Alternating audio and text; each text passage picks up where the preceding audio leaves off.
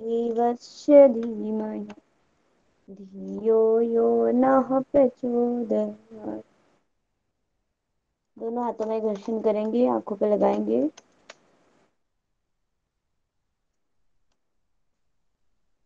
धीरे से आंखें खोलेंगे।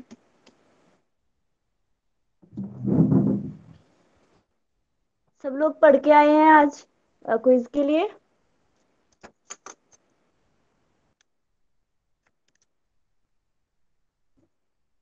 हेलो।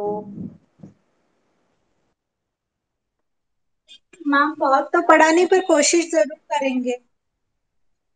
जी। कोशिश करेंगे आंसर देने की। पढ़ाई नहीं की है बट। थोड़ी थोड़ी की है मैम, बहुत नहीं हुई, थोड़ी की है। चलो जितना भी किया है। बाकी दिखाई दे रही है स्क्रीन अच्छे से आप लोगों को? जी मैम। जी। ओके। सब लोगों को रिस्पॉन्स करना है और जिसको भी मैं बोलूं, वैसे मुझे नाम दिखाई नहीं दे रहा है।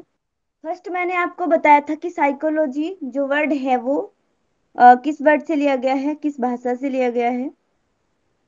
चलिए आपके सामने क्वेश्चन आ गए हैं, आप लोग जल्दी से आंसर करिए।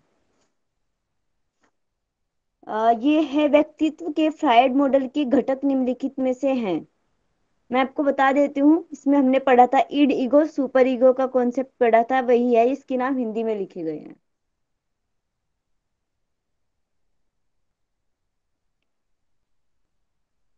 जल्दी जल्दी से आंसर करिए सब लोग।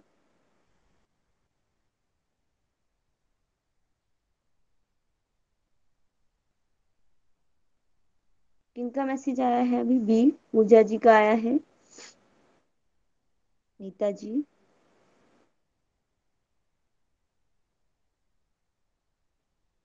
Yes, Rashmi ji mike on करिए, बताइए आंसर। हाँ, इसमें तीन घटक थे। तो इसमें पहला था इदम, देन दूसरा था अहम और तीसरा था परमाहम।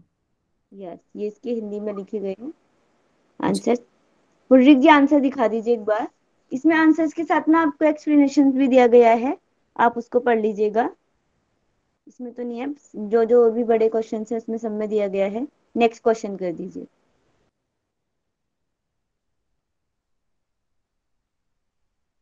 अब आपको देखिए ध्यान रखना है, क्वेश्चंस जो है ना हमारे पेपर से ना डायरेक्ट नहीं आते हैं, कुछ इस तरीके से हमारे अभिकथन तर्क इसमें आते हैं। तो आप लोगों को इन पे भी ध्यान देना है कि क्वेश्चन इसमें ये चलिए इसको पढ़िए एक बार। अ, और बताइए पहले मुझे आप इस ये टॉपिक जो क्वेश्चन दिया गया है ये किस टॉपिक से है हमारा, किसी को आइडिया हो?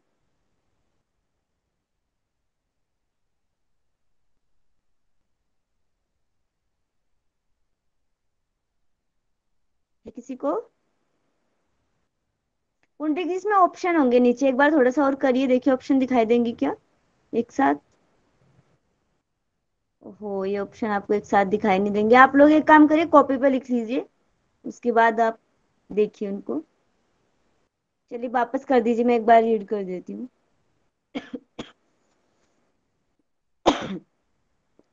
देखिए इसमें एक अभिकथन दिया गया, एक तर्क दिया गया, इस तरीके के क्वेश्चंस भी हमारे पेपर में बहुत ज्यादा पूछे जाते हैं। और इसको पढ़ने से ना हमें अच्छे से समझ ही नहीं आ पाता कि कौन सी बात सही है कौन सी गलत है। इसे सोल्व करने के लिए ना हमारे पास दो ही चीजें होनी चाहिए, एक तो हमारे हमने ज्यादा से ज्यादा चीजों को पढ़ा है, कहीं जरूरी नहीं होता कि ये चीजें हमारे सिलेबस में से आए, ये बाहर से भी आ सकती है, आपने बहुत पहले कुछ चीजें पढ़ी हो उसमें से भी आ सकता है। देखिए फर्स्ट इसमें अभिकथन में दिया गया है कि शवासन और ध्यान का अभ्यास व्यक्ति की स्मरण शक्ति में सुधार लाते हैं। ठीक है, उसके बाद तर्क दिया गया है, स्मरण शक्ति सूचना के संकेतन संचय और पुनः प्राप्ति की प्रक्रिया है। योग के विश्रामदायक अभ्यास स्मरण शक्ति बढ़ाने के लिए मस्तिष्क के इन प्रकारों में सुधार लाते हैं। अब आपको क्या बताना है, इसमें ऑप्शन दिखाइए पुंडरिक जी। अब देखिए इसमें आपको ऑप्शन दिए गए हैं कि ए और आर दोनों सही हैं, तथा ए आर ए की सही व्याख्या है। क्या आपको कौन सा ऑप्शन में से सही लग रहा है आपको बताना है। दूसरे नंबर पे दिए गए ए और आर दोनों सही हैं लेकिन आर ए की सही व्याख्या नहीं है। फिर है ए सही है लेकिन आर गलत है, ए गलत है लेकिन आर सही है। अब आप लोग बताइए इसमें से आपको कौन सा सही लग रहा है। आंसर कीजिए जल्दी से। मैम थोड़ा सा ऊपर का कथन और दिखा दीजिए एक बार। एक बार दिखा दीजिए। इन सब की भी आपको प्रैक्टिस करनी है, और ये इसी तरीके से बहुत सारे क्वेश्चंस हमारे पेपर में आते हैं। अगर इनकी प्रैक्टिस हम लोग नहीं करते हैं तो उसमें हमारा बहुत सारा समय चला जाता है, क्योंकि हमें समझ ही नहीं आ पाता कि कौन सा सही है, क्या हो सकता है। चलिए मैसेज करिए सब लोग जल्दी से। 2,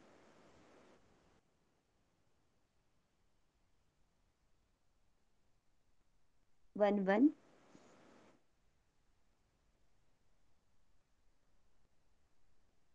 1, 2,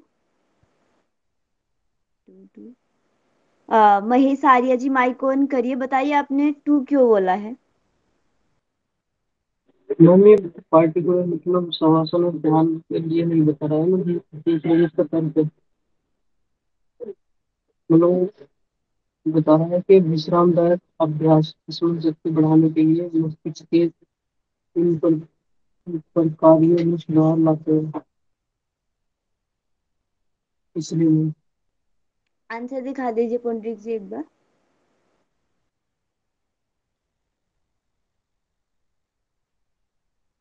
यस, देखिए आंसर में इसमें लिखा गया है नीचे। शवासन और ध्यान के अभ्यास से एकाग्रता में सुधार, अनिद्रा में इलाज, शांत मन, तनाव खत्म, थकान और अवसाद में सुधार आता है। तो इसलिए अगर यूजीसी के आंसर की के हिसाब से देखा गया तो इसका आंसर ए है। बताइए इसमें किसी को कोई डाउट हो। महेश आर्य जी आपको समझ नहीं आया, फिर से मैं बताऊं एक बार। इसी नहीं तरीके समझ से नहीं होता है। आ रहा है, लेकिन मैं इसी सही तरीके ध्यान से में। वो बहुत छोटी छोटी चीजें ऐसी होती है जो घुमा फिरा के आती है और हम उसी में उलझ जाते हैं, क्योंकि हमें तो सब सही लग रहा होता है ना, कि ये भी सही हो सकता है, ये भी सही हो सकता है। सबको समझ में आया ये। और ये टॉपिक जो हमारा आता है ये मेमोरी से लिया गया है क्वेश्चन, तो इसीलिए हमारी मेमोरी, प्रत्यक्ष, ये परसेप्शन, इन सब से ना डायरेक्ट कोई क्वेश्चन आपसे नहीं पूछा जाता, और वो इन्हीं में ही घुमा फिरा के आपसे पूछे जाते हैं।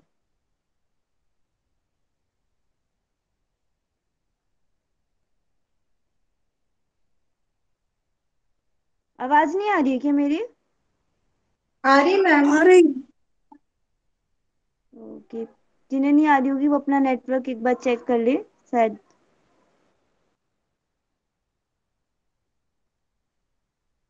मैम स्लाइड क्लियर नहीं दिख रही।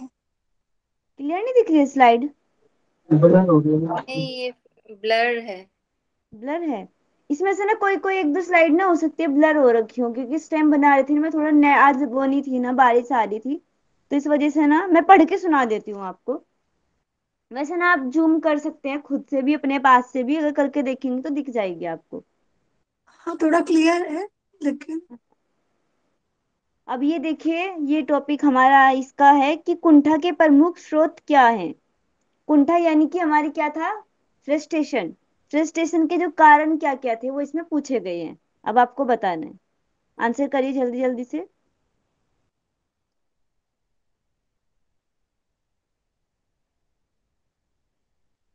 देखिए मैं पढ़ के सुना देती हूँ। पहला लिखा हुआ है वातावरण संबंधी कारक, दूसरा लिखा है व्यक्तिगत कारक, तीसरा लिखा हुआ है विवाद, चौथा लिखा है सकारात्मक लक्ष्य। अब आपको बताना है फ्रस्ट्रेशन का कारण इनमें से कौन कौन से हैं। आंसर करिए जल्दी जल्दी से सब लोग। ए, B,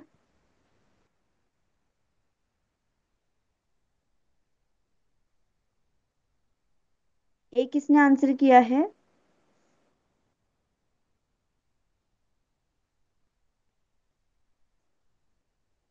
Shubhra ji mike on करिए और बताइए आंसर। आपने ए क्यों टाइप किया।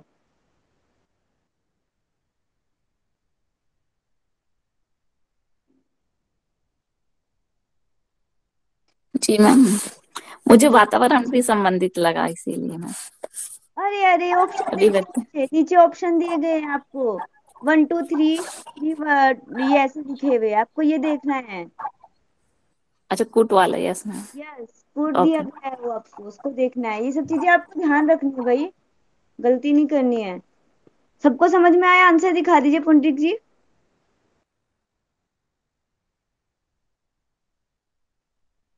देखिए इसमें क्या क्या दिया गया है। विवाद, व्यक्तिगत कारक, वातावरण संबंधी कारक। कॉमन सेंस वाली बात है, सकारात्मक लक्ष्य ये कोई हमारे फ्रस्ट्रेशन का कारण हो ही नहीं सकता। तो जिसमें भी हमारा, आप देखिए मैं आपको एक टेक्निक बता देती हूँ। जिसमें भी हमारा फोर्थ वाला ऑप्शन आ रहा है, फोर्थ वाला ऑप्शन आएगा, वो तो होगा ही नहीं। अब आपको क्या करना है, वहां पे एलिमिनेशन मेथड यूज करना है, और जो जो ऑप्शन आपको गलत लग रहा है आप उसको कट कर देंगे। पहले देखिए फर्स्ट वाले ऑप्शन में हमारा फोर्थ लिखा हुआ है, तो हम एकदम से देखेंगे, इधर उधर हमें कोई नहीं देखना कि फोर्थ लगाया तो इसको, ये तो होगा ही नहीं। फिर हमारा आप देखिए थर्ड वाले में फोर्थ लिखा है, ये भी नहीं होगा। फोर्थ वाले में फोर्थ लिखा है, ये भी नहीं होगा। तो कौन सा होगा? बी हमारा होगा। तो आपको इस तरीके से करना है ताकि आपका समय वहां पर बचे, क्योंकि समय की कमी हो जाती है। समझ में आया सबको? Yes ma'am. चलिए आगे पंडित जी आगे कर दीजिए। हो ये कुछ स्लाइड बहुत ब्लर दिखाई दे रही है शायद इसमें आपको। समझ ही नहीं आ रहा मैम क्या लिखा हुआ।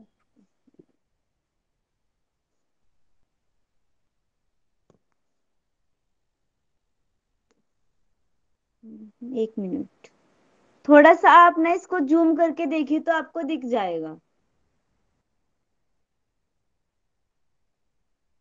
इस पे थोड़ा दिखाई नहीं दे अक्षर रहा। मैम स्लाइड में ही मतलब ब्लर है। स्लाइड में हाँ ये ब्लर रखी है थोड़ा सा ना, उस टाइम बनाते टाइम पता नहीं चल रहा था मुझे, बट अभी इसमें दिखाई दे रहा है। इसलिए वो क्लियर नहीं दिख रहा है। हम्म। कुछ जो आया था ऐसे दिख रहा था, वो तो मैंने कट कर दिया, पर मुझे बाकी पता नहीं चला। एक दो में ही होगा ऐसे। मैं पढ़ती हूँ, आप लोग इसको देखिएगा। निम्नलिखित में से कौन से व्यक्तित्व के विकासात्मक सिद्धांतों के प्रकार हैं? बताइए कौन कौन से होंगे। पहला है प्रारूप सिद्धांत, दूसरा है अधिगम सिद्धांत, तीसरा है मनोविश्लेषणात्मक सिद्धांत, चौथा है खंड विश्लेषणात्मक सिद्धांत। अब आपको इसमें से बताने हैं कौन से हैं हमारे विकासात्मक सिद्धांत के प्रकार, जिसमें मैंने आपको बताया है ये बात कि हमारा विकास किस किस तरीके से होता है, कुछ स्टेप बताए हैं। अब आप बता दीजिए कौन कौन से हैं। ए, यानी ए मतलब फर्स्ट एंड सेकंड।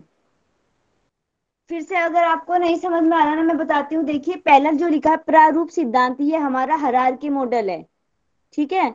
और अधिगम सिद्धांत लर्निंग, मनोविश्लेषणात्मक सिद्धांत साइको एनालिटिक थ्योरी जो मैंने आपको पढ़ाई थी, ये वो है। तो आपको इन दोनों में से बताना है किस में मैंने आपको बताया था हमारे जो विकास का जो पदानुक्रम था, वो कौन कौन से सिद्धांत में आपको पढ़ाया गया था।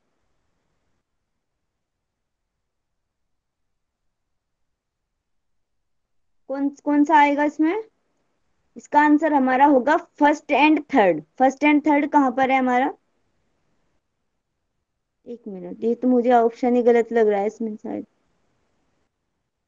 वही थर्ड तो है ये, लेकिन फर्स्ट हाँ नहीं दिखाई दिया। ये यस उसमें ऑप्शन गलत फर्स्ट। है। ये हो सकता है इसमें, देखिए एक बार पुंडरीक जी नीचे लिखा है क्या? अधिगम सिद्धांत एवं मनोविश्लेषणात्मक सिद्धांत।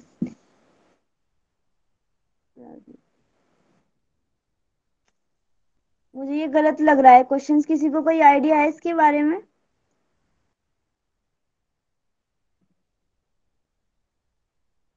इसको आगे कर लीजिए, मैं मैम चेक करके आपको आंसर बताऊंगी, मुझे इसमें डाउट लग रहा है। थर्ड मैम तो लग रहा है, मनोविश्लेषण बात बराबर है, लेकिन दूसरा नहीं याद आ रहा है। मैम हम कुछ बोले। हाँ जी बोले बिल्कुल। अ, व्यक्तित्व के विकास मैम व्यक्तित्व के विकासात्मक सिद्धांत के बारे में बता, मतलब क्वेश्चन है कि मतलब व्यक्तित्व का विकास कैसे होता है, किस पर अवलंबन है ना। तो एक अधिगम हो सकता है और एक मनोविश्लेषणात्मक सिद्धांत हो सकता है, दोनों। तो इसमें बी आंसर सही है ना मैम? ओके। मतलब दोनों सटीक दिख रहे हैं।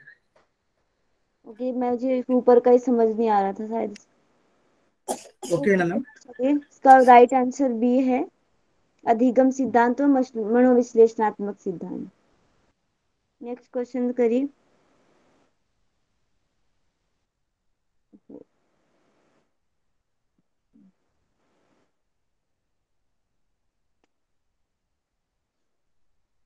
क्या ये भी आपको ब्लर दिखाई दे रहा है? हाँ मैम। जी मैम, हेलो, ठीक है बोलो। थोड़ा देखना मैडम। मैम दिखाई दे रहा है ना ये? बाकी कब तक जो भी पीपीटी मैंने बनाई किसी में भी ऐसी कोई शिकायत नहीं आई है, बट इसमें पता नहीं क्यों आ रही है, इसका कारण तो मैं भी नहीं जान पा रही हूँ। शायद बनाते टाइम थोड़ा नेटवर्क सही नहीं होगा। बाकी जितना भी अब तक बनाया सब फोन से ही बनाया है मैंने, इसमें तो किसी में भी ऐसा नहीं हुआ। ये दिखाई दे रहा है आप लोगों को? मैं पढ़ देती हूँ। अनुसंधान साक्ष्यों के अनुसार दुश्चिंता यानी कि एंजाइटी के प्रबंधन के लिए किन योगाभ्यास की सलाह दी जाती है? अब देखिए ये जो क्वेश्चंस है ना, ये हमारे साइकोलॉजी से भी है और योगा एंड हेल्थ करके, सॉरी, जो हमारी ये थेरेपी वाली जो यूनिट है, योगा थेरेपी, ये उसमें भी डिजीज दी गई है और हमारी साइकोलॉजी में भी दी गई है, बट फिर भी मैंने एक दो क्वेश्चंस इसमें ऐड कर दिए थे जो मुझे लगे। ये हमारी उससे भी लिया गया है क्योंकि इसमें यौगिक मैनेजमेंट की बात करी गई है, तो ये इससे नहीं होगा, हमारी जो थेरेपी वाली यूनिट है उससे लिया गया है। बाकी कॉमन सेंस वाला क्वेश्चन तो आप लोग आंसर कर सकते हैं, जल्दी से बताइए क्या होगा इसका आंसर? सी।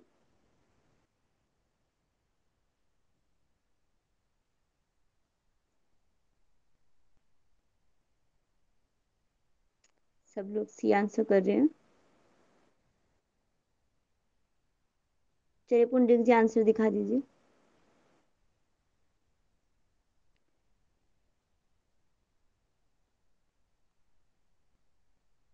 ओके, इसका आंसर सी होगा। चलिए आगे, नेक्स्ट क्वेश्चन।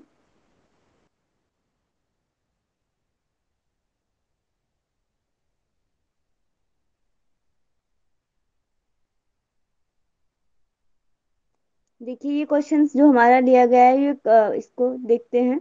असेसन रीजन का क्वेश्चन है। आसन के अभ्यास का मूल उद्देश्य द्वंद्व पर काबू पाना है।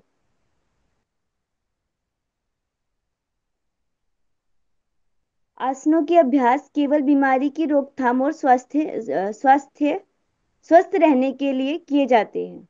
अब आपको इसमें से बताना है इनमें से कौन सा आंसर इसका सही होगा।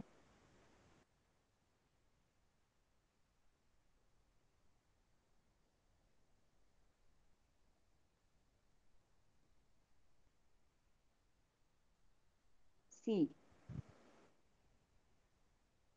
ए सही है लेकिन आर गलत है।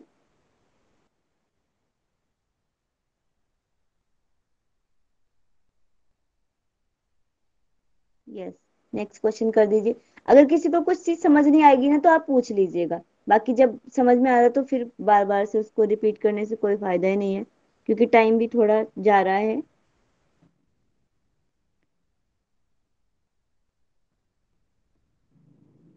ओके,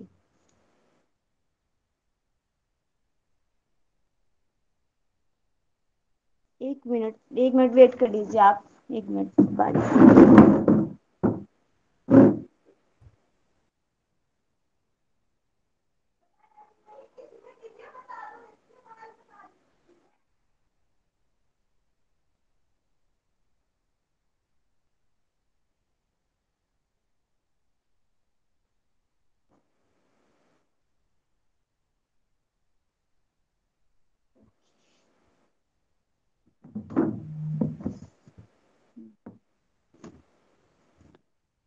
हाँ जी, आवाज आ रही है मेरी? नेक्स्ट क्वेश्चन आंसर करिए आप लोग। इसमें जो अभी कथन दिया गया वो दिया गया कि ध्यान का अभ्यास तनाव से राहत प्रदान करता है। इसके बाद तर्क दिया गया है, विभिन्न शोधकर्ताओं ने साबित किया है कि ध्यान का अभ्यास स्ट्रेस हार्मोन्स कोर्टिसोल के स्राव को बढ़ाता है, मन को आराम पहुंचाता है और इस प्रकार तनाव से राहत प्रदान करता है। तो इसका आंसर क्या होगा? ऑप्शन दिखा दीजिए मुंड्रिक जी। ऑप्शन तो सेम रहेंगे। हाँ, सबको याद हो गया होगा वैसे तो इसका क्या आंसर होगा?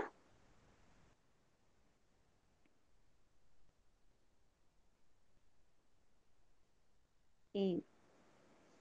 चलिए नेक्स्ट क्वेश्चन कर दीजिए। किसी को इसमें से कोई भी चीज पे भी डाउट लगेगा तो आप लोग ना पूछ मैम लीजिएगा आंसर क्या तुरंत। है? ए। पर स्ट्रेस हार्मोन कार्टिसोल बढ़ेगा तो कैसे? मैम मेरा भी वही पॉइंट है कि ये सही ये नहीं तो होगा, गलत बिकॉज हो गया ना। स्ट्रेस हार्मोन अगर बढ़ेगा तो बढ़ेगा। यस। वापस कर दीजिए एक बार, क्या इसमें आंसर नहीं दिया क्या मैंने इसका? जो लोग ए आंसर बोल रहे हैं वो एक बार बताएंगे, एक्सप्लेन करेंगे इसको।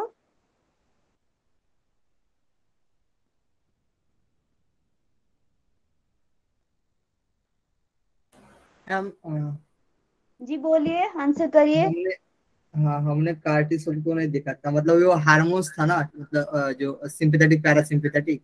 हाँ जी। तो पैरासिम्पैथेटिक से हमने लगाया था कि पैरासिम्पैथेटिक को बढ़ाएगा तो फिर जो आराम मिल जाता है, मन को शांत हो जाता है, इस तरीके से लगाया था। हाँ, वो सेरोटोनिन होता है जिससे। जी मतलब मैं समझी नहीं आपकी बात। कार्टिसोल हार्मोन्स का क्या वर्क होता है? उस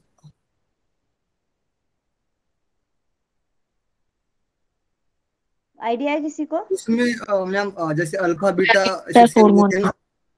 जी। मैम कार्टिसोल हार्मोन स्ट्रेस को बढ़ाता है, दैट इज स्ट्रेस हार्मोन है वो। स्ट्रेस को बढ़ाता है कोर्टिसोल हार्मोन्स? हाँ, मुझे मतलब जितना पता, मुझे शायद यही है कार्टिसोल का, मैं एक बार देख लेती हूँ। जी मुझे लेकिन मुझे ऐसा लगता है मुझे मैं थोड़ा कार्टिसोल। डाउट में पहुंच गई हूँ आपकी बात से, बट मुझे तो जब ये पता है, शायद मैं गलत भी हो सकती हूँ, कि जब हमें स्ट्रेस होता है तो उस टाइम क्या होता है, स्ट्रेस को रिलीज करने के लिए कार्टिसोल हार्मोन्स का सिक्रेशन होता है हमारी बॉडी में। कार्टिसोल हार्मोन्स जो होता है वो स्ट्रेस को रिलीज करने का काम करता है। मुझे ये आइडिया है, हो सकता है मैं उल्टा बोल रही हूँ, बट मुझे तो ये पता था नहीं कि मैम, इसको ये पता चले। कार्टिसोल को अगर ट्रेस हार्मोन, हमारा ट्रेस अगर बढ़ता है तो कार्टिसोल हार्मोन को नियंत्रण कर कंट्रोल करना पड़ता है। मैं तो यहाँ पे उल्टा दिया है, ये वो देखा नहीं हम लोगों ने।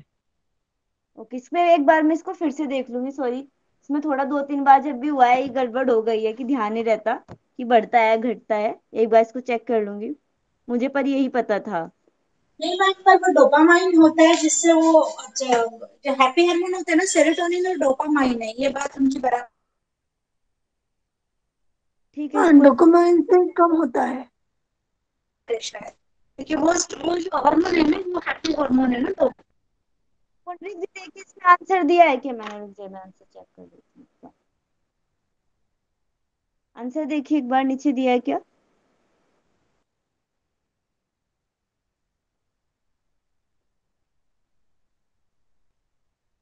और एक स्लाइड देख लीजिए पीछे नीचे करके, है क्या? होना चाहिए वैसे। आंसर मिट गया है ना। है नहीं शायद ऐसे। मैम इसमें है कार्टिसोल हार्मोन जो है वो मैनेज करता है स्ट्रेस को। स्ट्रेस को मैनेज करता है, मीन वो रिलीज करता है, मतलब अगर स्ट्रेस बढ़ रहा है तो उसको मैनेज करेगा वो, बिकॉज वो मेटाबॉलिज्म बढ़ा दे रहा है। इस क्वेश्चन में थोड़ा सा डाउट है, एक बार इसको देख लेंगे। हाँ। हम्म। ठीक है, नेक्स्ट क्वेश्चन कर दीजिए आप तो। आप आंसर करिए, निम्नलिखित में से कौन तनाव जनित रोग है?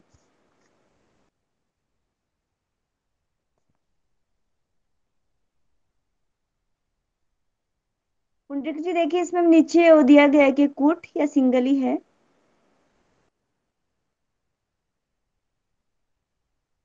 यस, कूट दिया गया है, बिल्कुल वही याद था।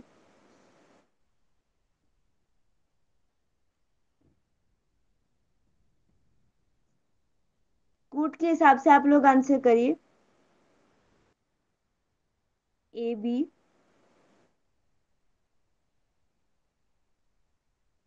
ए बी, दो ऑप्शन आ रहे हैं सभी के। ए यानी कि 1 2 3, बी यानी कि 1 2 4।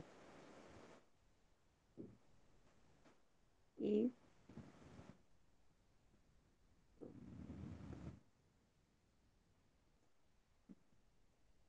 जिन लोगों ने बी दिया है वो एक बार बताएंगे। सॉरी, सी। सी किन्होंने दिया है? 2 3 4। राइट आंसर दिखा दीजिए पुंडरी जी।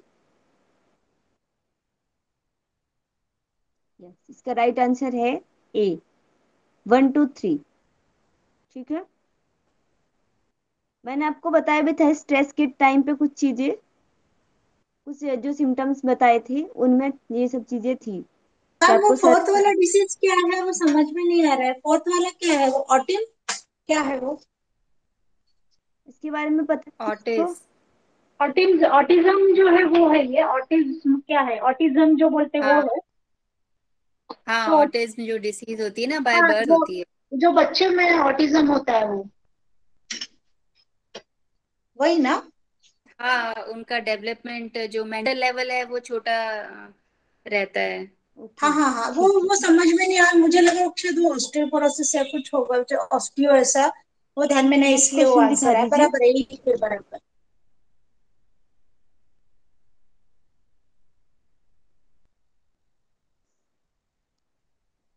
चलिए, इसको सॉल्व करना है आपको। ये कुछ क्वेश्चंस ना ऐसे हैं जो शायद आपको लग रहे होंगे कि मैंने नहीं पढ़ाए हैं, बट फिर भी कुछ क्वेश्चंस ना हमारे इसी तरीके के बन के आते हैं जो हमारे कॉमन सेंस का अगर आप लगाते हैं तो सोल्व हो जाता है। ये वाला क्वेश्चन सोल्व करिए। मनोविज्ञान में अवलोकन विधि व्यक्तित्व के मूल्यांकन की एक लोकप्रिय विधि है। अवलोकन में किसी व्यक्ति की व्यवहार अवलोकन बोलते अभिरचना सर्वे मैम। का वास्तविक, हाँ जी, सर्वे कहा जा सकता है उसको। इसका अगर मैम मैं अवलोकन क्या मीन्स मीनिंग, क्या है? ये ऑब्जर्वेशन है क्या? सर्वे मीन्स अवलोकन ऑब्जर्वेशन है क्या मैम? ऑब्जर्वेशन, अगर इसका रुकिएगा, इसका मैं आपको सटीक का वो बताती हूँ मीनिंग क्या होता होगा, 1 मिनट। यस, अवलोकन का जो मीनिंग होता है वो होता है ऑब्जर्वेशन। ठीक है, ध्यान पूर्वक देखना। तब ए होगा मैम। यस, तो इसका आंसर क्या होगा? ए। सबको समझ में आई ना ये बात? वहां पर ऐसा ही होता है कि कुछ वर्ड्स ना हमारे जो ऐसे हिंदी में लिखे होते हैं और हमें वो समझ नहीं आ पाते, तो उसमें ऑप्शन होता है कि आप ना उसको हिंदी इंग्लिश लैंग्वेज चेंज कर सकते हैं। एक एक ऑप्शन, एक एक क्वेश्चन की भी कर सकते हैं। तुरंत तुरंत आप देखेंगे तो आपको वहां पे ऑप्शन मिलता है। अब ये जो क्वेश्चंस आपका आया है ये मैंने पढ़ाया नहीं है आपको, ये हमारे जो स्लीप वाला टॉपिक है उससे लिया गया मैंने, पर इसमें ऐड कर दिया था ताकि भाई बाद में आप लोग पढ़ोगे भी तो ये क्वेश्चंस आपके पास रहे। ठीक है, देखिए इसमें ना भूल गए। ओके, कोई बात नहीं। अब देखिए हमारे जो स्लीप जब हम पढ़ेंगे ना उसमें हम क्या पढ़ेंगे? ब्रेन वेव्स के बारे में पढ़ेंगे, alpha beta theta delta.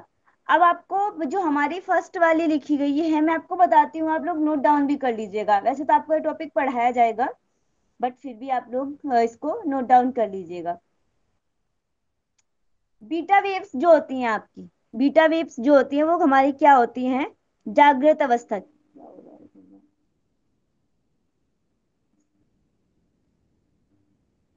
Direct बोल रही आप आंसर दिखा दीजिए, उसमें इसको मैच करके दिखाया गया, मैं वहीं से आपको बताती हूँ उसको। ये देखिए आपके सामने लिखा गया। अब इस तरीके के क्वेश्चन हमारे पूछे जाते हैं और ये हमारी स्लिप वाले टॉपिक से हैं, तो आप लोग जब पढ़ेंगे तो आपको इसका पता चल जाएगा। ये चीज आपको याद करके जाना है कि इनमें से कोई सी भी चीज आपको पूछी जा सकती है। ये वेव्स दी गई है, अल्फा बीटा थीटा डेल्टा। जैसे इसमें बताई गई विश्रांति, उच्चतम चेतना, ऐसे ही इसमें ध्यान का, अनिद्रा का, ये सब चीजें भी पूछी जाती हैं आपको। लेकिन डेल्टा वेव्स जो होती है हमारी, डेल्टा वेव्स का मतलब होता है कि जब आप लोग हाइपर एक्टिव की कंडीशन में होते हैं, उस टाइम की अवस्था को बोला जाता है। उसके बाद जो हम नॉर्मल अवस्था जिसमें हम जाग रहे हैं, ये अवस्था हमारी होती है बीटा, जिसमें लिखा है उत्तेजित अवस्था। उसके बाद जो हमारी आती है थीटा वेव्स होती है, ये हमारे ध्यानात्मक, जब हम ध्यान लगा रहे होते हैं उस अवस्था को कहा जाता है। अल्फा जो होती है हमारी विश्रांति, जब हम शिथिलता की स्थिति में होती है, जब हमारा शरीर जो होता है शांत होता है, वो अवस्था हमारी होती है अल्फा। समझ में आई सबको?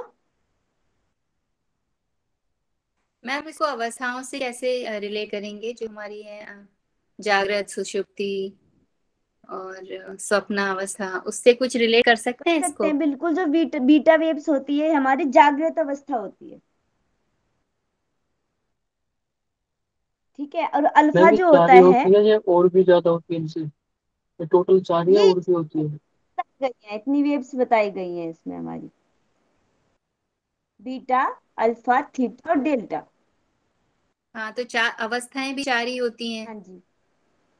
तो मैम जागृत अवस्था बीटा हो गया, और थीटा, अब अल्फा? एक मिनट, थीटा होती है हमारी ध्यानात्मक अवस्था, मतलब कौन सी बोले जाएंगे इसको, स्वपन अवस्था। तुरिया तुरिया लास्ट की जो तुरिया है वो होगी शायद।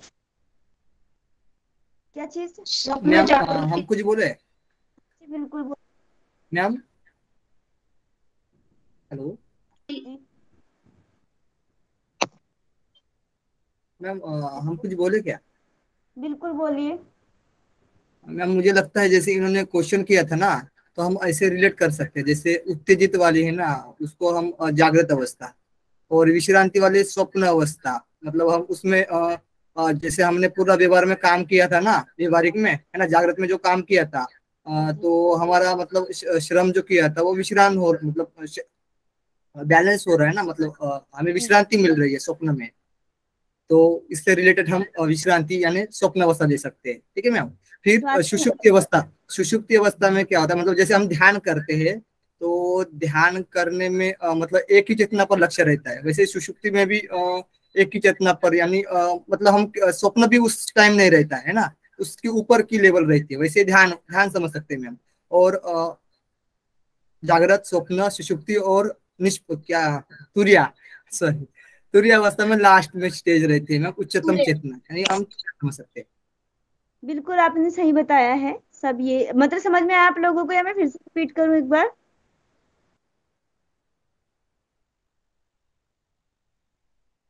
बारिश आ रही है, आवाज आ रही है आप लोगों को मेरी? रिपीट कर लीजिए प्लीज एक बार। रिपीट करना है? अब देखिए आप लोग इसको फिर से, टाइम भी हो रहा है हमारा, क्वेश्चंस भी बहुत सारे हैं। वैसे जब आपको राहुल जी पढ़ाएंगे ना इस टॉपिक को, तो वो सब चीजें आपको बताएंगे। देखिए ठीक है। बीटा अवस्था जो होती है, आप इसको ऐसे देखिए, उत्तेजित अवस्था, बीटा अवस्था जो होती है हमारी, बीटा वेव्स अवस्था बोल रही हूँ, बीटा वेव्स में कौन सी अवस्था आएगी हमारी, जागृत अवस्था, ठीक है। बीटा के नीचे लिखा है फिर हमारा अल्फा। अल्फा जो होती है हमारी, अल्फा अवस्था हमारी होती है योग निद्रा की, यानी कि स्वपन अवस्था। योग निद्रा श्वासन की जो अवस्था होती है उसको बोला जाता है अल्फा, ठीक है। उसके बाद आते हैं हम थीटा। थीटा यानी कि जागृत स्वपन सुसुप्ति अवस्था, जिसको बोला जा सकता है ध्यानात्मक अवस्था, वो हमारी हो गई थीटा। और उसके बाद हमारी लास्ट की आती है निष्पत्ति अवस्था, यानी कि डेल्टा, उच्चतम चेतना की अवस्था जो होती है, यानी कि समाधि भी इसको कहा जा सकता है, ठीक। और एक इसी में आता है गामा। गामा सुना है? हाँ मैम सुना हेलो है, गामा ये हार्मोन है। जी। गामा रेज भी होते हैं मैम, यस सुना है। हाँ, क्या अवस्था होती है उसमें? अवस्था का नहीं पता मैम, गामा रेज सुना है होते हैं। मैम ध्यान रेंज। की उच्चतम स्थिति में गामा ये जो हार्मोन रिलीज होता है शायद।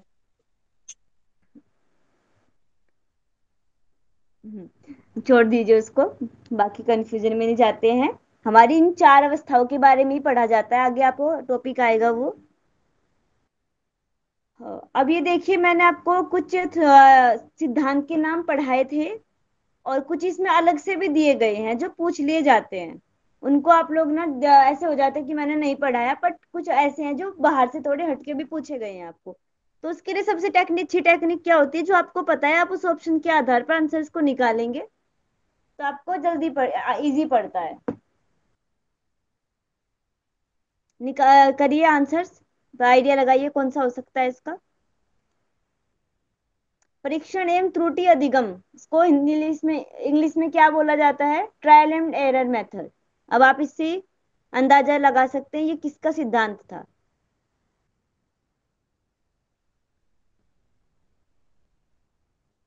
हमें हिंदी में समझ में नहीं आते, हिंदी में।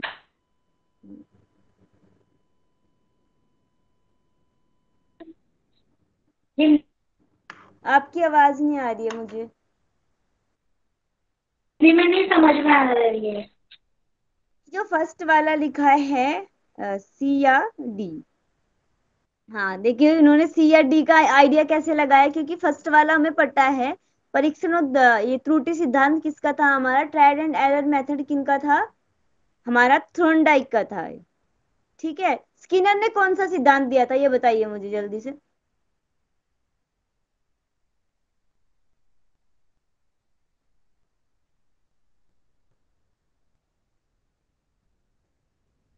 बताइए पेवलोग ने कौन सा सिद्धांत दिया था, नाम बताइए मैम आप अपने हिसाब से। पैवलोव का तो कंडीशनिंग वाला था और इनका ऑपरेंट था हाँ, शायद। ये जो अनुकूलन द्वारा अधिगम लिखा गया है ना, इसी को बोला जाता है कंडीशनिंग।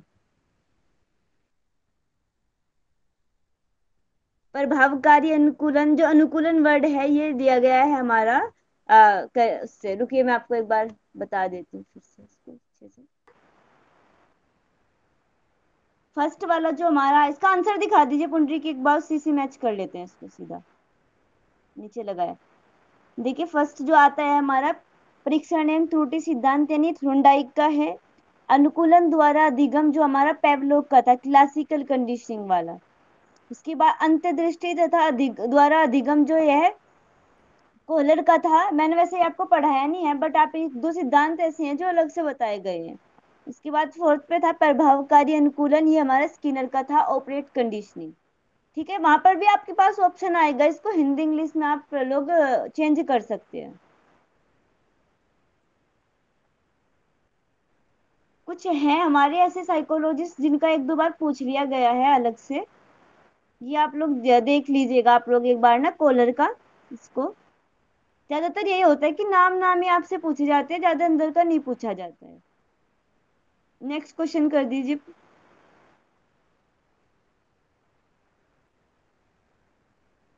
ये जो क्वेश्चन है ये भी आपका स्लीप से लिया गया है। स्लीप जो होती है हमारी, उसकी दो स्टेज होती है, रेम एंड नॉन रेम। तो इन्होंने पूछा है चार, चार बताया है निखिल जी ने। निद्रा दो प्रकार की होती है, अच्छा इसमें दिया गया है, देखिए आप लोग ना, रैम और नॉन रैम। क्वेश्चन में आपको पूछा गया है नॉन रैम के कितने चरण होते हैं, कितने चरण होते हैं बताइए। निखिल जी ने बोला है चार। नहीं मैम, नॉन रेम के 5 प्रकार होते हैं। जी 5। देखिए हाँ अलग अलग उसके, अगर टेक्स्ट के हिसाब से देखा जाए ना तो सब लोग अलग अलग बताते हैं।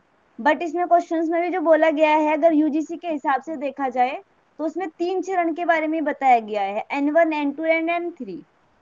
ठीक है, मैम तो आप लोगों को रैम और नॉन रैम से क्या मतलब है? ये देखिए, ये हमारे जो आपको, सॉरी मैंने क्वेश्चंस बीच में डाल दिए बट वो मुझे मिल रहा था, मैंने सोचा कि आप लोगों को फिर नहीं, मतलब भाई वापस से देखना पड़ेगा। हमारी जो स्लीप होती है ना, स्लीप की दो टाइप होते हैं, रैम यानी कि रैपिड आई मूवमेंट, ठीक, non RAM non rapid eye movement. तो ये क्या ये मतलब ये टाइप बताए गए हैं कि आप लोग कि जो हमारा स्लीप साइकिल होती है उसमें कितने कितने समय का ये पूरा सर्कल होता है, ये आपको पढ़ाया जाएगा। जैसे रैम की अवस्था जब चलती है हमारी, जिसको बोलते हैं ड्रीम स्लीप, तो वो क्या होता है, वो हमारी एक्टिव स्लीप होती है, जिसमें क्या बोलते हैं कि अगर जैसे ये, सॉरी इतना बड़ा लंबा हो जाएगा, क्वेश्चन आपके छूट जाएंगे। ऐसे होता है ना कि रैम की अवस्था कौन सी होती है, जैसे आप सोए हैं, हम लोग थोड़ा सा ही थोड़े टाइम पहले सोए हुए होते हैं, अगर हमें कोई तुरंत जगा दे तो एकदम क्या होता है कि हमें एकदम जग जाते हैं। बट हमारे सोने के बाद एक अवस्था ऐसी आती है जो इतनी डीप, जिसको बोलते हैं एकदम गहरी निंद्रा की अवस्था होती है, जिसमें क्या होता है कि अगर आपको जगाया जाए तो थोड़ा समय लगता है। तो वो पूरा हमारा एक साइकिल होता है स्लीप का, कि कितने कितने टाइम के हिसाब से क्या क्या चल रहा होता है, वो आपको पढ़ाया जाएगा। वो आप देख उस टाइम ही आप इसको देखिएगा, वरना ऐसे बहुत टाइम लग जाएगा, एक एक चीज आपको बताऊंगी। ये क्वेश्चंस भी बहुत बार पूछा गया है कि निद्रा के कितने कितने प्रकार होते हैं, फिर नॉन निद्रा के कितने चरण होते हैं, नॉन रैम के कितने चरण होते हैं। इस तरीके से क्वेश्चंस भी बहुत बार पूछे गए हैं, तो आप इसको ना अच्छे से देखिएगा। तो नेक्स्ट क्वेश्चन दिखा दीजिए पुंडरिक जी।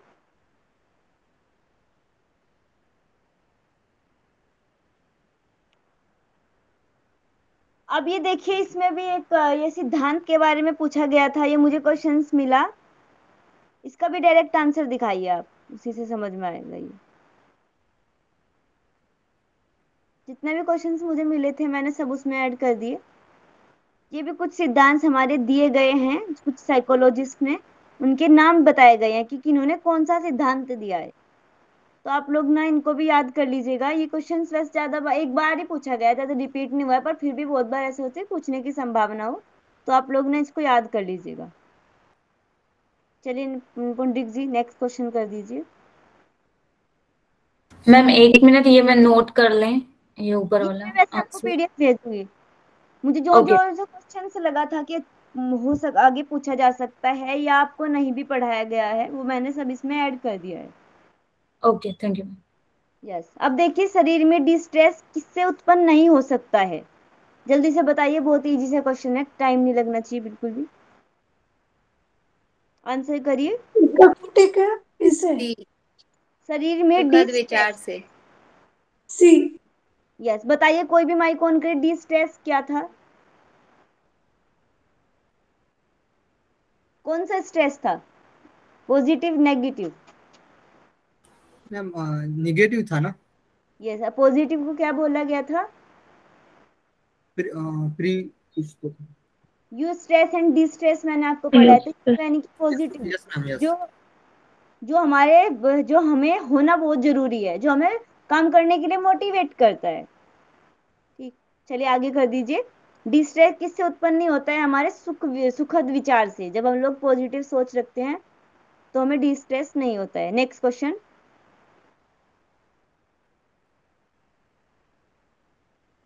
ये भी सेम ही है, वो साफ ऊपर कर दीजिए, सेम क्वेश्चन है दोनों। यस, ये बताइए आप लोग, व्यक्तित्व की विशेषताओं में शामिल है क्या? क्या होता है हमारे व्यक्तित्व की विशेषताओं में शामिल?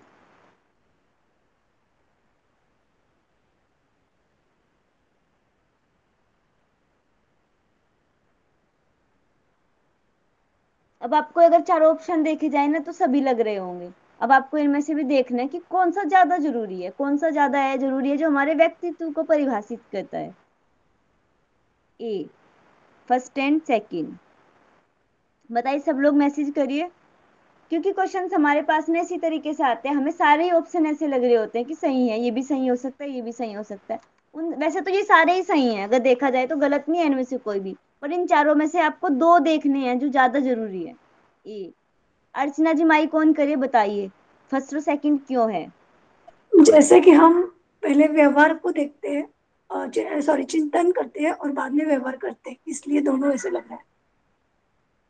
मन में चिंतन मैम करते हैं, उस हिसाब से व्यवहार करते हैं, इसलिए। मैम मैंने ऐसे लगाया कि व्यवहार का विशिष्ट रूप और हाँ, चिंतन, व्यवहार। मतलब हाँ, तो जो तीसरा है ना, कार्य करने की विधियां, तो उसी के अंदर में आ जाएगी, व्यवहार के अंदर में, है ना। और पर्यावरण से संवाद की विधियां, वो भी उसी के अंडर में आ जाएगी, जहां तक लगता है मुझे। तो दो चीजें हो सकती है, पहला और दूसरा। हाँ जी, ठीक है, नेक्स्ट क्वेश्चन कर दीजिए। तो ये आंसर दिखा दीजिए पहले। यस, फर्स्ट और सेकंड। क्योंकि तो आप सोचिए, जो इसमें कार्य करने की विधियां बताई गई है, ये कोई ज्यादा जरूरी नहीं होता कि हमारे व्यक्तित्व को दर्शाए, बट हमारा व्यवहार जो होता है, पहले तो बोला ही गया है भाई, व्यवहार हमारा जो होता है वो हमारे व्यक्तित्व को दर्शाता है। और व्यवहार हम तभी करते हैं जब हमारे चिंतन जैसा होता है। तो ये दो चीजें ज्यादा इसमें मेन है हमारी। नेक्स्ट क्वेश्चन कर दीजिए पंडित जी, जल्दी जल्दी से चलते हैं।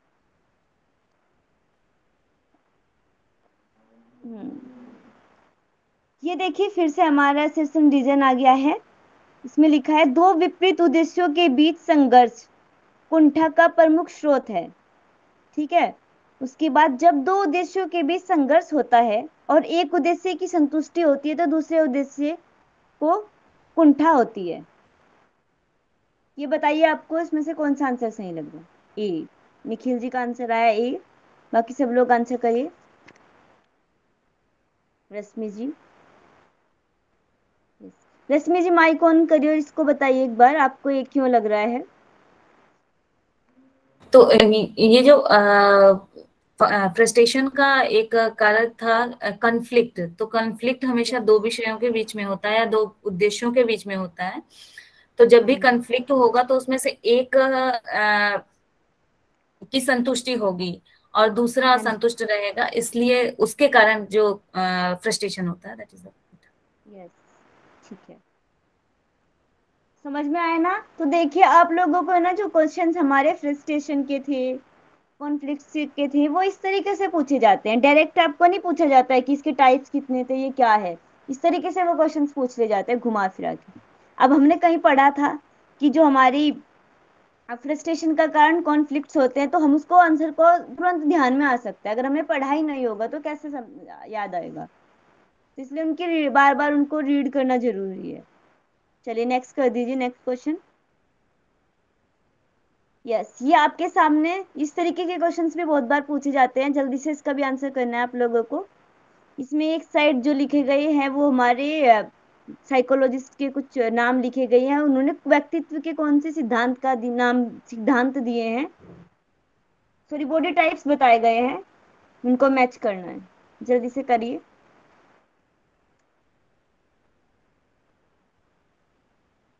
किसी एक दो का भी आपको याद होगा ना तो तुरंत आपका आंसर बन जाएगा।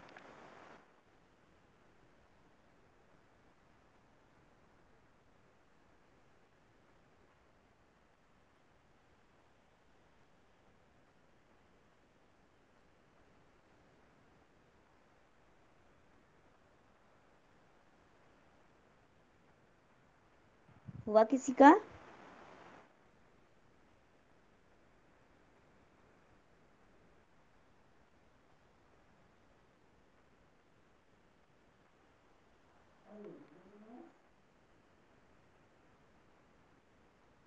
आंसर नहीं आया अभी तक किसी का भी?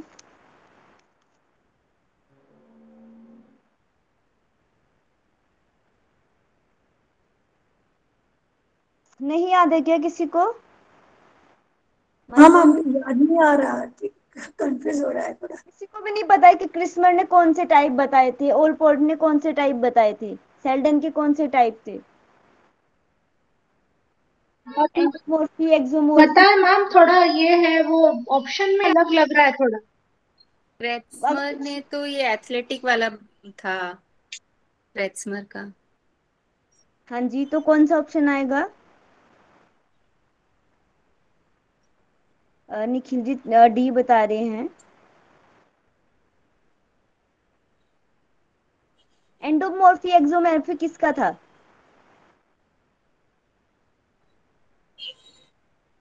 ऑप्शन में कुछ गड़बड़ है क्या? एंडोमॉर्फिक शेल्डन का था। एथलेटिक ऑप्शन में कोई option है? एथलेटिक क्रेस्मर का था। क्रेस्मर का था। एंडोमॉर्फिक शेल्डन का था। बाकी समझ नहीं आ रहा। मैम कालियम का तो ये था अंतर्मुखी बहिर्मुखी, वो था मैम।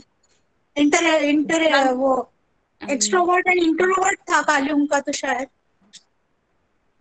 ये जो लिखा हुआ है इसमें सी ऑप्शन पे ये इंट्रोवर्ट ही लिखा गया है। ये थोड़ा सा ना इसमें वो हो गई है, मिस्टेक हो रही है लिखने में।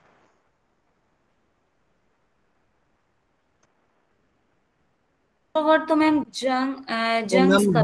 डी आंसर सही है मैम। हाँ, कौन सा आंसर है सही? डी। डी कैसे है बताइए निखिल जी, एक बार मैच कर दीजिए आप। मैम शेल्डन का एक्टोमॉर्फिक, इन्होंने 3 दिया था, एक्टोमॉर्फिक, एंडोमॉर्फिक और मेसोमॉर्फिक। ठीक है, तो एक से ही समझ में आ गया, तो डी आंसर होगा। और जो कार्ल जंग है वो इसको अंतर्मुखी। यस यस, थर्ड ऑप्शन आ गया। हाँ, ये हो गया मैम। और फिर पहला इसमें एसेंडेंट वाला एल्पोर्ट, और ये चौथा एथलेटिक क्रेशनबर। एथलेटिक यानी जो खिलाड़ी वाला रहता है मैम, खिलाड़ी टाइप, है ना। यस।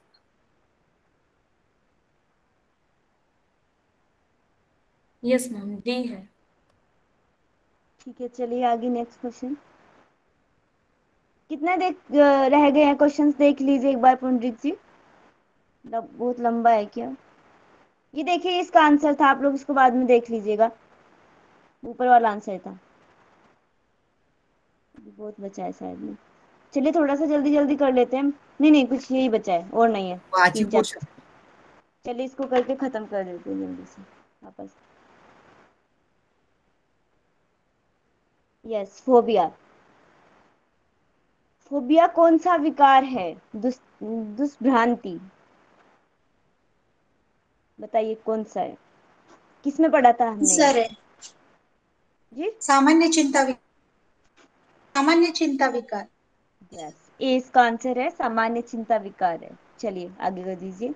ये एक्सप्लेनेशन दिया गया, आप इसको पढ़ लीजिएगा बाद में। अब देखिए, व्यक्तित्व के मनोविश्लेषणात्मक सिद्धांत के जनक कौन है? ये भी आंसर सबको पता है, जल्दी से बताइए आंसर। फ्राइड।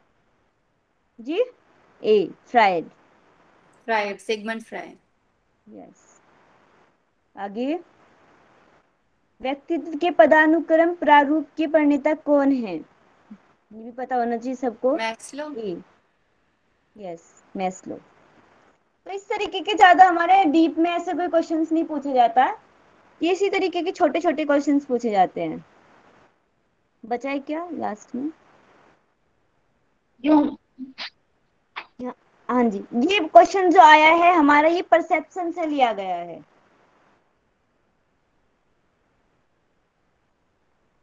देखिए, इसमें बताया गया है, मनोवैज्ञानिकों के किस सिद्धांतानुसार व्यक्ति एक समय में एक निश्चित उद्दीपक का ही प्रत्यक्षण यानी कि प्रत्यक्षण कर पाता है, क्योंकि एक समय में सीमित सूचनाओं की एक सूचना ही एकत्रित कर पाता है। तो ये इसका कौन सा ऑप्शन होगा, ये आपको देखना है। सूचना संसाधन। बाकी और नहीं है ना पंडित जी? ये हमारे ना, अच्छा है और भी एक बचा। ये डेफिनेशन में पूछी गई थी एक बार कि व्यक्तित्व होता है, ये व्यक्तित्व होता है, ये डेफिनेशन है व्यक्तित्व की, ये किसने दी है? तो इसका जो हेनरी मरे जो हैं, उन्होंने ये व्यक्तित्व की परिभाषा दी है। ये पूछी गई थी एक बार कि उनके अनुसार जो है ना, वो डेफिनेशन व्यक्तित्व की, व्यक्तित्व होता है यही है, ये उन्होंने बोला है। तो हेनरी मरे के अनुसार व्यक्तित्व की परिभाषा है ये। बस ये जो मैंने आपको क्वेश्चन कराए हैं 2017, 2018, 2019 के हैं। बाकी 20 के मुझे मिले थे, बट थोड़ा सा टाइम नहीं था जिसकी वजह से। पर मैं इस पीडीएफ में ना आपको 20 का और 21 का भी मिल नहीं पा रहा था, उसको ऐड कर दूंगी। जो उससे रिलेटेड क्वेश्चंस पूछे गए हैं वो आप लोग एक बार सोल्व कर लीजिएगा,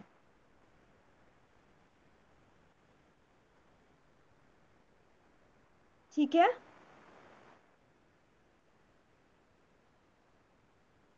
hello, okay, thank you ma'am. इसमें बाकी जो मैम थैंक है यू। वो मैं आपको ऐड कर दूंगी, 20 वाले और 21 वाले, क्योंकि ज्यादा पीछे से जाने की हमें जरूरत नहीं है। 2016, 17, 18, 19 ये अभी के क्वेश्चन सॉल्व करने चाहिए, क्योंकि इससे पिछले का क्या है, कुछ कुछ पैटर्न चेंज हो गया है, सिलेबस भी थोड़ा चेंज हो गया है, पैटर्न भी चेंज हो जाता है। तो ज्यादा पीछे न जाके हम लोगों को पहले क्या करना चाहिए, उल्टे से स्टार्ट कर लेना चाहिए, जैसे 21 का 20 का ऐसे चले, और पहले उन्हीं का रिवीजन कर बार बार, तब जाके आगे का भी, अगर हमारे पास इतना एक्स्ट्रा टाइम है तब उनकी प्रैक्टिस करना। पहले इनकी क्वेश्चंस की प्रैक्टिस लोग करेगा आप लोग। Thank you ma'am. धन्यवाद आप सभी का। बाकी साइकोलॉजी खत्म हो गया है, उसका आपका एक टॉपिक बचा है, वो मैं राहुल जी को बोल दूंगी, वो आपको करा देगी। धन्यवाद आप सबका। Thank you ma'am. बहुत अच्छा लगा आपका सेशन। एक्चुअली डेली तो ऑनलाइन जुड़ नहीं पाते हैं, कारण ये समय जो है गैया का सेवा करना पड़ता है, उनको चारा डालने पड़ते हैं, दूध निकालने पड़ते हैं। तो बाद में जब रिकॉर्डेड सेशन देख करके हम इसे अध्ययन करते हैं, बहुत अच्छा लगता है मैम, बहुत अच्छा लगा सेशन। Thanks a lot. धन्यवाद।